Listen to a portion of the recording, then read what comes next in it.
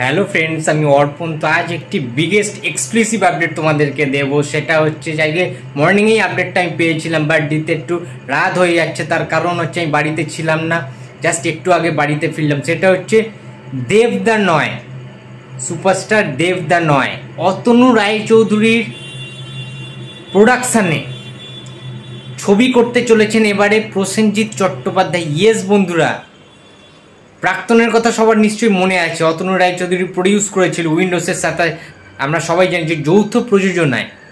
Atanu রায়চৌধুরীর production হাউসের নাম Bengal talkies, তোমরা অনেকেই জানো। এবং তার প্রযোজনা সংস্থার সাথে কোলাবোরেট করতে চলেছেন one and only the industry, the megastar Prosenjit Chatterjee. Yes বন্ধুরা, দেবদা নয়, অতনু রায়চৌধুরীর ছবিতে এবার কিন্তু প্রসেনজিৎ চট্টোপাধ্যায় এবং সিনেমাটার ডাইরেকশানে থাকছেন, অর্থাৎ এই সিনেমাটা প্রডিউস করতে চলেছেন আমাদের সবার প্রিয়, সবার ফেভারিট লীনা গঙ্গোপাধ্যায়। তোমরা লীনা গঙ্গোপাধ্যায়ের অনেক কাজই দেখেছো, মাটি দেখেছো, ভালো থেকেও দেখেছো, সিনেমা সাজবাতি দেখেছো 2016 সালে দেবদার সাথে। দেবদা পাওলিদাম ছিল অসাধারণ একটা ফিল্ম মেকার, অসাধারণ একটা স্ক্রিপ্ট রাইটার, অসাধারণ একজন চিত্রনাট্যকার লীনা গঙ্গোপাধ্যায় ম্যাম। তো অনেক অনেক ভরসা রয়েছে, আশা রয়েছে, প্রত্যাশা রয়েছে লীনা গঙ্গোপাধ্যায়ের উপরে। এবং সবচেয়ে বড় কথা, লীনা গঙ্গোপাধ্যায় ম্যাম কিন্তু অনেক সিরিয়ালও কিন্তু তিনি কিন্তু চিত্রনাট্য লেখেন, অনেক সিরিয়াল তার রয়েছে, খড়কুটো থেকে শুরু করে অনেক সিনেমা সিরিয়াল কিন্তু রয়েছে। এখন ঘটনা হচ্ছে যে প্রসেনজিতের সাথে নায়িকা হিসেবে বা এই ছবিতে আর কে থাকবেন, যেটা শোনা যাচ্ছে খবর অনুযায়ী যে প্রসেনজিৎ চট্টোপাধ্যায়ের সাথে এই সিনেমাটায় থাকতে চলেছেন কিন্তু পাওলি দাম। অর্থাৎ প্রসেনজিতের সাথে পাওলি দামের আগেও তোমরা অনেক সিনেমা দেখেছো, যেমন তোমরা দেখে ফেলেছো ক্ষত সিনেমাটা, কত সুন্দর অভিনয় প্রসেনজিতের সাথে পাওলি দামের। এবং আমি একটা কথা বলতে চাই যে বেঙ্গল টকিজ অর্থাৎ অতনু রায়চৌধুরী কিন্তু খুব বেছে বেছে গুরুত্বপূর্ণ কিছু সিনেমা কিন্তু তিনি প্রডিউস করেন তার যে হাউস রয়েছে বেঙ্গল টকিজ থেকে। অর্থাৎ অতনু রায়চৌধুরীর যদি টপ 9 আমরা সিনেমা দেখি, তাহলে আমরা দেখতেই পাবো যে প্রধান রয়েছে, প্রজাপতি বিস্কুট রয়েছে, প্রজাপতি রয়েছে দেবদার, রামধনু রয়েছে, টনিক রয়েছে, পোস্ত রয়েছে, প্রাক্তন রয়েছে, ঠিক আছে। এরকম কিন্তু দারুণ দারুণ কিছু, সাজবাতি তো রয়েছে তোমাদেরকে বললাম।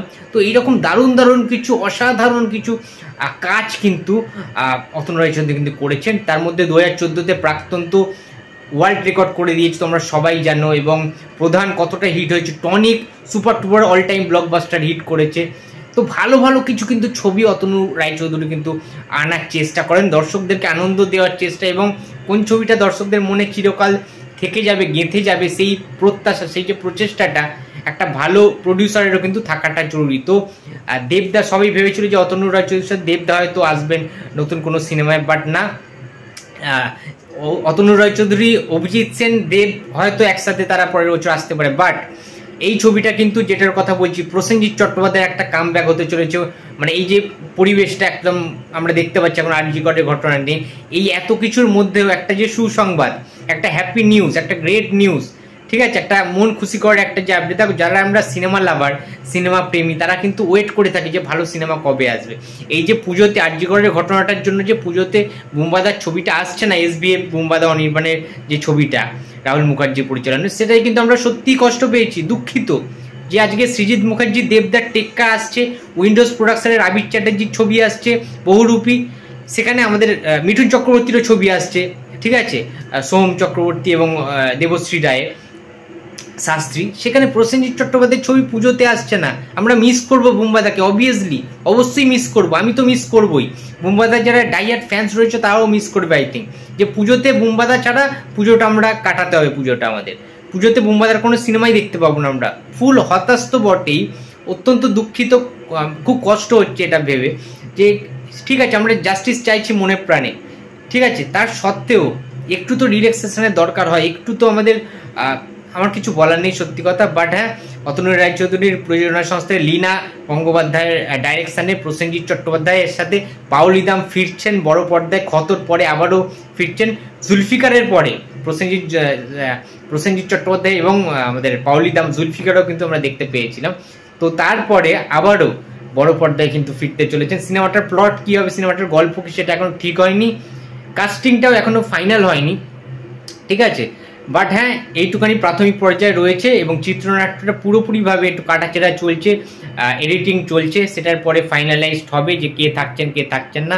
বাট এটা নিয়ে আমি খুবই এক্সাইটেড রয়েছি। প্রসেনজিৎ পাওলি দামের অভিনয় আমার দারুণ লাগে। পাওলি দামের অভিনয় তোমরা সাজবাতিতেও দেখেছো, জুলফিকারাতেও দেখেছো, ক্ষততে দেখেছো যে কতটা ন্যাচারাল অ্যাক্টিং করে পাওলি দাম এবং প্রসেনজিৎ চট্টোপাধ্যায়।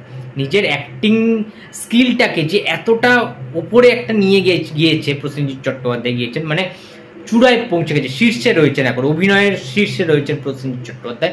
তাকে যদি ভালো করে উপহার দিতে চান, লীনা গঙ্গোপাধ্যায়ের উপরে অনেক অনেক ভরসা রয়েছে, আশা প্রত্যাশা তো রয়েছেই। তো অনেক বেশি এক্সাইটেড রয়েছে এই সিনেমাটার জন্য। শুনছি নাকি এই সিনেমাটা সব ঠিকঠাক থাকলে জানুয়ারি মাস থেকে বা ডিসেম্বর কি জানুয়ারি মাস থেকে কিন্তু সিনেমার শুটিং ফুল দামে শুরু হয়ে যাবে এবং নেক্সট ইয়ার এই সিনেমাটা কিন্তু আসবে 2025 সালে। তো বন্ধুরা, তোমরা এই নিউজটা পেয়ে কতটা খুশি হয়েছো প্লিজ একটু কমেন্ট বক্সে জানিয়ে দিও। তোমরা কি এক্সাইটেড হয়েছো আমার মতো? প্লিজ সেটা একটু জানিয়ে দিও লিখে। ভিডিওটা ভালো লাগলে লাইক করো, কমেন্ট করো, শেয়ার করতে ভুলো না। যদি চ্যানেলে নতুন হয়ে থাকো তো প্লিজ সাবস্ক্রাইব করে দিও। তো দেখা হচ্ছে আবার পরের ভিডিওতে। তো টাটা।